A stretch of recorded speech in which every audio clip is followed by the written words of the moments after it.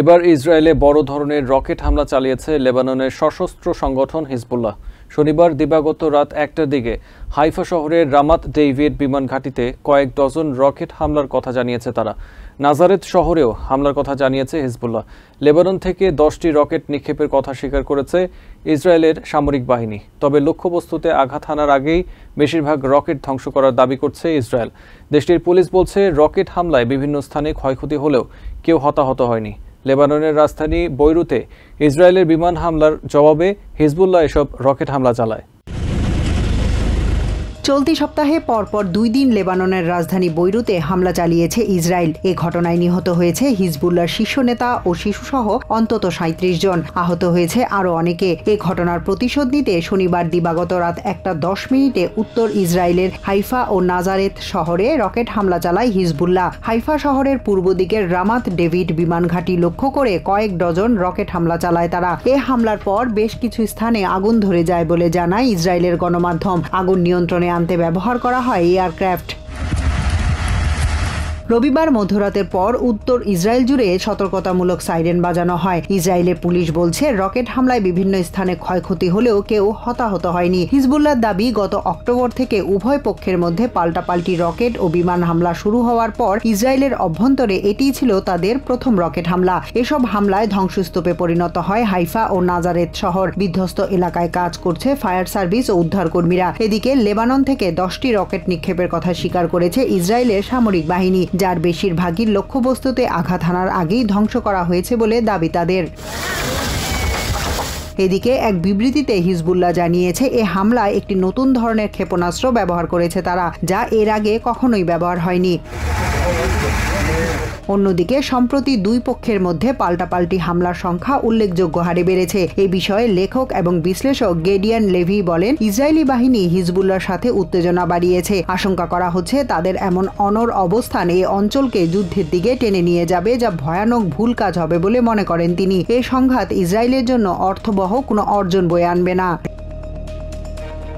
অন্যদিকে নিরাপত্তা ও রাজনৈতিক বিশ্লেষক আলী রিজক বলেন, নিজেদের নিরাপত্তার স্বার্থে এবং ইসরায়েলের যুদ্ধ শুরুর নতুন পর্বের চ্যালেঞ্জ মোকাবেলায় ভিন্ন ধরনের এই হামলা চালিয়েছে হিজবুল্লাহ। লেবাননের রাজধানী বৈরুতে ইসরায়েলি হামলায় মৃতের সংখ্যা বেড়ে 37 জনে দাঁড়িয়েছে। নিহতদের মধ্যে হিজবুল্লাহর শীর্ষ নেতা ছাড়াও কয়েকজন শিশু রয়েছে। 2006 সালে হিজবুল্লাহ ও ইসরায়েল সংঘর্ষ শুরুর পর শুক্রবারের এই হামলা ছিল সবচেয়ে মারাত্মক। হিজবুল্লাহ নেতারা জানিয়েছেন, হামলায় তাদের সিনিয়র নেতা ইব্রাহিম আকিল এবং শীর্ষ কমান্ডার আহমেদ ওয়াহবি সহ 16 সদস্য নিহত হয়েছেন। ইসরায়েল এই হামলার অভিযোগ স্বীকার বা নাকচ কোনোটাই করেনি। অন্যদিকে গাজার একটি আশ্রয়কেন্দ্রে ইসরায়েলি হামলায় কমপক্ষে 22 জন নিহত এবং 30 জন আহত হয়েছে। শনিবার গাজার স্বাস্থ্য মন্ত্রণালয় এই তথ্য জানিয়েছে। লেবাননের রাজধানী বৈরুতের শহরতলিতে ইসরায়েলের বিমান হামলায় নিহত হয়েছে অন্তত 37 জন। লেবাননের স্বাস্থ্য মন্ত্রণালয় বলছে, নিহতদের মধ্যে বেশ কয়েকজন শিশু রয়েছে।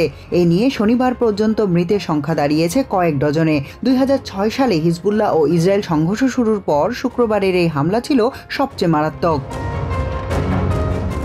হিজবুল্লাহ নেতারা জানিয়েছেন, শুক্রবার বিকেলের হামলায় তাদের সিনিয়র নেতা ইব্রাহিম আকিল এবং শীর্ষ কমান্ডার আহমেদ ওয়াহিব সহ 16 সদস্য নিহত হয়েছেন। 2 মাসেরও কম সময়ের মধ্যে ইসরায়েলের দ্বিতীয়বারের এই হামলায় এটাই স্পষ্ট যে হিজবুল্লাহর একজন শীর্ষস্থানীয় সামরিক কমান্ডারকে হত্যার উদ্দেশ্যেই এই হামলা চালানো হয়েছে।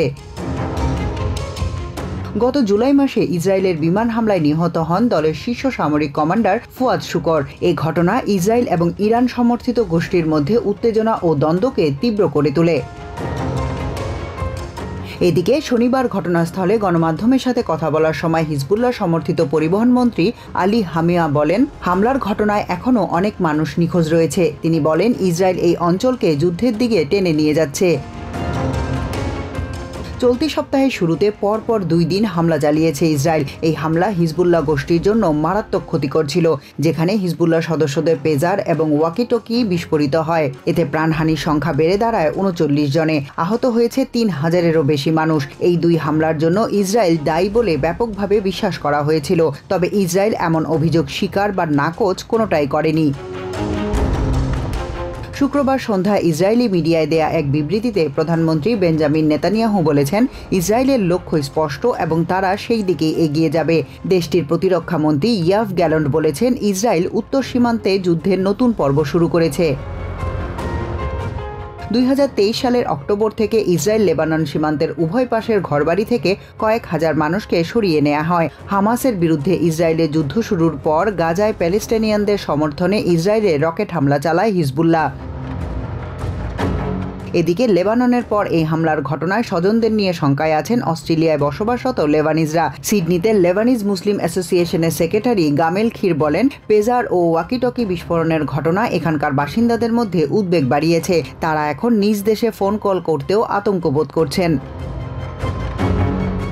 অন্যদিকে গাজার একটি স্কুলে আশ্রয় নেয়া প্যালেস্টাইনিয়ানদের উপর হামলা চালিয়েছে ইসরায়েল। এতে নিহত হয় অন্তত 22 জন, আহত হয়েছে আরও 30 জন। ইসরায়েল বলছে, দক্ষিণ গাজা শহরের একটি হামাস কমান্ড সেন্টারকে লক্ষ্য করে এই হামলা চালানো হয়। এই হামলায় যাতে বেসামরিকদের কম ক্ষতি হয় সেভাবেই হামলা চালিয়েছে তারা। এদিকে গাজা স্বাস্থ্য মন্ত্রণালয় বলছে, এই হামলায় নিহতদের মধ্যে সবচেয়ে বেশি রয়েছে নারী ও শিশু। নিহত আকিল গত 40 বছর ধরে আমেরিকার মোস্ট ওয়ান্টেড তালিকায় থাকা সন্ত্রাসীদের একজন ছিলেন। তার মাথার মূল্য ছিল $7 মিলিয়ন। এদিকে নিহত 3 কমান্ডারের জানাজায় জড়ো হয়েছিলেন হাজারো মানুষ। গাজার পূর্বাঞ্চলের একটি স্কুলে আশ্রয় নেওয়া প্যালেস্টিনিয়ানদের উপর ইসরায়েলি হামলায় কমপক্ষে 22 জন নিহত হয়েছেন। শনিবার গাজার স্বাস্থ্য মন্ত্রণালয় এ তথ্য নিশ্চিত করেছে।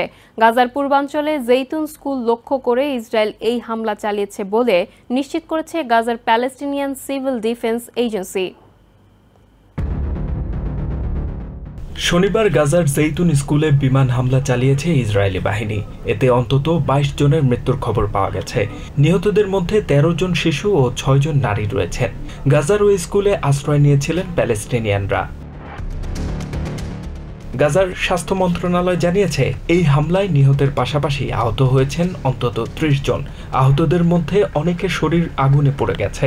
এছাড়া 2 জন নিখোঁজ রয়েছেন বলেও জানা গেছে ওই প্রতিবেদনে। ইসরায়েলি সামরিক বাহিনী জানিয়েছে, তারা এমন একটি কম্পাউন্ডে হামলা চালিয়েছে যেখানে আগে একটি স্কুল ছিল এবং সেখানেই হামাসের কমান্ড সেন্টার স্থাপিত ছিল। একই সঙ্গে হামাস বেসামরিক স্থাপনাগুলোকে সামরিক কাজে ব্যবহার করছে বলেও দাবি করেছে ইসরায়েলি বাহিনী। তবে এই অভিযোগ অস্বীকার করেছে হামাস। এক ভিডিও চিত্রে দেখা গেছে, ওই স্থানটিতে ধ্বংসপ্রাপ্ত দেয়াল, পড়ে যাওয়া আসবাবপত্র ও একটি ঘরের ছাদে ফুটো রয়েছে। মানুষজন তাদের সামান্য যা কিছু বেঁচে গেছে তা উদ্ধার করার চেষ্টা করছেন। এ নিয়ে গাজায় ইসরায়েলি হামলায় নিহতের সংখ্যা বেড়ে 41,390 ছাড়িয়েছে।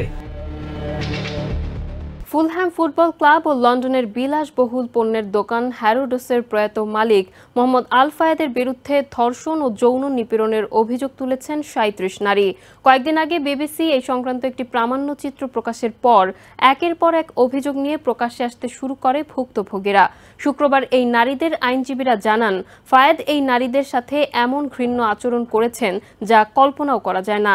নাতাশা নামে এক নারী তার অভিজ্ঞতার কথা সবিস্তারে শোনান সাংবাদিকদের।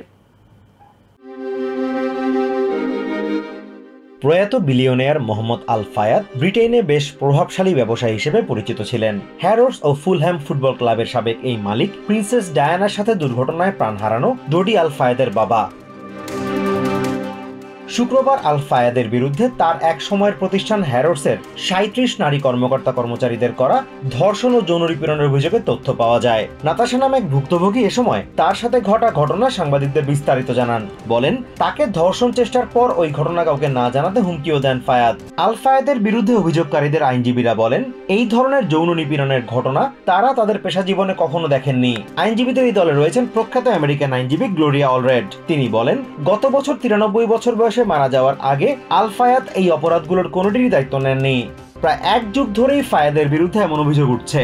2008 সালে 15 বছরের এক কিশোরীর উপর যৌন নিপীড়নের ঘটনায় পুলিশ তাকে জিজ্ঞাসাবাদ করে। তবে 2009 সালে ওই ঘটনার পর্যাপ্ত তথ্য প্রমাণ না থাকার কথা জানায় প্রসিকিউটররা। 2018, 2021 এবং 2023 সালে অন্যান্য অভিযোগের বিষয়ে পুলিশ প্রসিকিউটরদের সাথে আলোচনা করে। তবে তদন্ত শেষ হওয়ার আগেই গত বছর 30 অগস্ট মারা যান ফায়াদ। সম্প্রতি নারীদের উপর আল ফায়াদের নিপীড়ন নির্যাতনের একটি প্রামাণ্যচিত্র প্রকাশ করেছে বিবিসি। এটি প্রকাশের পরই মূলত অনেক নারী বিবিসির সাথে যোগাযোগ করে।